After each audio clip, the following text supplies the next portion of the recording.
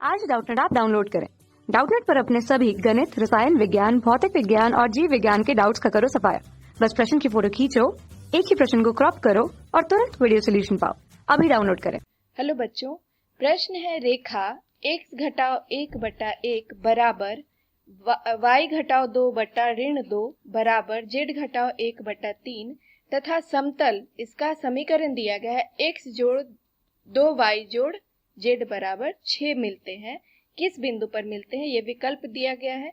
किसी बिंदु पर नहीं मिलते हैं, समतल पर स्थित रेखा पर मिलते हैं, अनंत बिंदुओं पर मिलते हैं या केवल एक बिंदु पर मिलते हैं। तो चलिए इसको हल कर लेते हैं।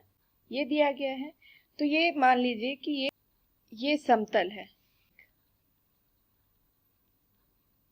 तो इस पे रेखा क्या होगा, इस पे मान लीजिए कि ये रेखा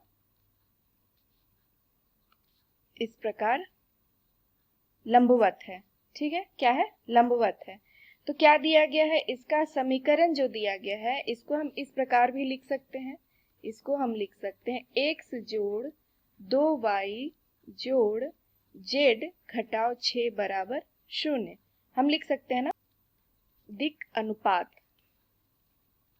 दिक् अनुपात क्या हो जाएगा इसका, समतल के लंबवत है ये रेखा। ठीक है, क्या है, समतल के लंबवत। तो इसका गुणांक क्या हो जाएगा, x जोड़ 2y जोड़ z घटाओ 6 बराबर 0। तो इसका गुणांक हम निकाल लेते हैं। गुणांक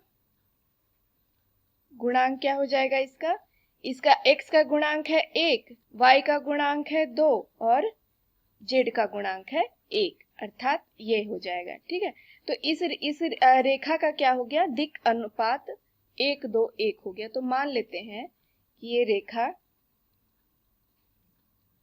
n है। ठीक है, जिसका दिक् गुणांक या दिक् अनुपात क्या है, 1 2 1 है। और उसी प्रकार समतल का हम दिक् अनुपात निकाल लेते हैं। ये किसका था, ये था रेखा का। ठीक है ना, उसी प्रकार हम समतल का निकालते हैं। तो इसका दिक् अनुपात क्या हो जाएगा, क्या दिया गया है इसका, x घटाओ 1/1 बराबर y घटाओ 2/-2 बराबर z घटाओ 1/3, यही दिया गया है ना। तो अब इसका दिक् अनुपात क्या हो जाएगा, यहाँ पे देखिए ये हो जाएगा 1-2 और 3।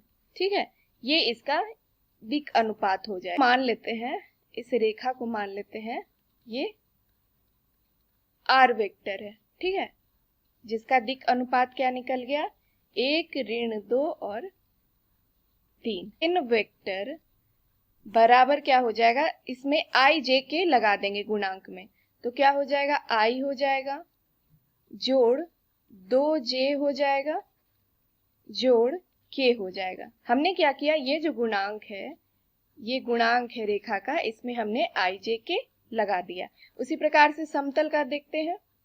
तो समतल का क्या हो जाएगा, r वेक्टर बराबर हो जाएगा i ऋण 2j और जोड़ 3k, है ना। इसमें हमने i j k लगा दिया रेखा के लिए। अब हम n वेक्टर और r वेक्टर का गुणा निकाल लेते हैं। इसको डॉट भी बोला जाता है। ठीक है, n vector dot r vector बोलते हैं। तो ये क्या हो जाएगा, ये हो जाएगा एक, इसमें क्या करते हैं, दोनों गुणांक को गुणा कर देते हैं। जैसे i में i के गुणांक को गुणा कर देंगे, उसी प्रकार j के गुणांक को आपस में गुणा कर देंगे और k के गुणांक को आपस में गुणा करेंगे। i का गुणांक दोनों में 1 है तो गुणा होके 1 हो जाएगा। और ये क्या हो जाएगा, j का गुणांक यहाँ पर j का गुणांक धन 2 है और यहाँ पे ऋण 2 है, तो गुणा होकर के क्या हो जाएगा, ये हो जाएगा ऋण 4। और इसी प्रकार k का क्या हो जाएगा, 3 गुना 1 हो जाएगा 3, अर्थात कितना आ गया, ये हल करके आ गया 0। ठीक है, तो इसका क्या अर्थ हुआ, जब ये n vector dot r vector 0 आ गया, इसका अर्थ हुआ कि n वेक्टर जो रेखा है वो क्या है, लंबवत है, किस पे, समतल पे, क्या है, रेखा समतल पर क्या है, लंबवत है। तो रेखा को समतल के लंबवत होना है, इसका क्या अर्थ है, इससे दो बातें हो सकती है। तो या तो रेखा समतल के समानांतर हो सकता है या रेखा समतल के ऊपर हो सकता है। कैसे कि समानांतर ये समतल पर होगा या तो इसके समानांतर होगा, ये दो चीजें हो सकती हैं। ठीक है, क्या हो सकती हैं, कैसे पता चलेगा कि रेखा समतल के समानांतर होके गुजर रही है या समतल के ऊपर से गुजर रही है। ठीक है, तो अब इसे हम ज्ञात करते हैं। रेखा बिंदु किससे गुजर रही है, किस बिंदु से, बिंदु 1 2 1 से गुजर रही है। तो अगर ये बिंदु समतल को सत्यापित करेगा तो सिद्ध हो जाएगा कि रेखा समतल से जा रहा है। कि अगर ये जो बिंदु है ये समतल, इसको ये जो बिंदु है समतल, अगर इसको भी सत्यापित कर दे तो सिद्ध हो जाएगा ना कि रेखा क्या है, समतल से होकर जा रहा है। तो उसके लिए क्या करेंगे, समतल का समीकरण क्या दिया गया था, समतल का समीकरण दिया गया था x जोड़ 2y जोड़ z घटाव 6 बराबर 0, ये दिया गया था। ठीक है, तो और इसका गुणांक क्या आया था, अर्थात दिक् अनुपात आया था 1 2 1। तो अब हम x का मान क्या करेंगे, x का मान 1, y का मान 2 और z का मान 1, इस गुणांक से 1 रखने पर ये हो जाएगा, x की जगह पे 1 हो जाएगा जोड़, y की जगह पे 2 हो जाएगा, अर्थात 2 गुणा 2 हो जाएगा जोड़। इस समीकरण में हम मान रख रहे हैं, इस समीकरण में। ठीक है, तो ये हो गया और जोड़ क्या हो गया, z बराबर 1 हो गया और घटाव 6 जो था इतना बराबर 0। तो अब इसको हल कर लेते हैं, ये हो जाएगा 1 जोड़ 4 जोड़ 1 घटाव 6 बराबर 0, अर्थात ये आ गया 0 पूरे का मान। इसका क्या मतलब हुआ कि रेखा समतल से ही होकर गुजर रहा है ना।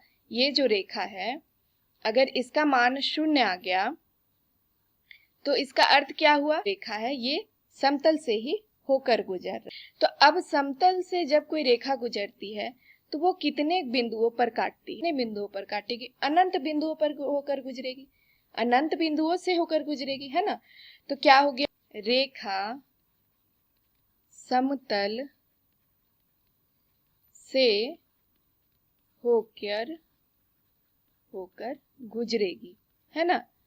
और जब समतल से होकर गुजरेगी तो वो अनंत बिंदुओं पर मिलेगी, अर्थात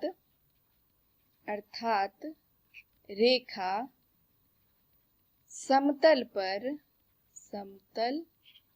पर अनंत बिंदुओं से होकर गुजरेगी, है ना। तो यही पूछा जा रहा था प्रश्न में। तो विकल्प में देखिए क्या दिया गया है, विकल्प में यहाँ पर दिया गया है किसी बिंदु पर नहीं, ये तो नहीं होगा, समतल पर स्थित रेखा पर, ये भी नहीं होगा, अनंत बिंदु पर, अर्थात सी विकल्प हमारा उत्तर हो जाएगा, विकल्प सी उत्तर। उम्मीद है आपको समझ में आ गया होगा। धन्यवाद। कक्षा 6 से 12वीं से लेकर नीट, IIT, JEE वो एडवांस के लेवल तक 1 करोड़ से ज्यादा छात्रों का भरोसा। आज ही डाउनलोड करें डाउटनेट ऐप या व्हाट्सएप करें अपने सारे डाउट्स 8400 400 400 पर।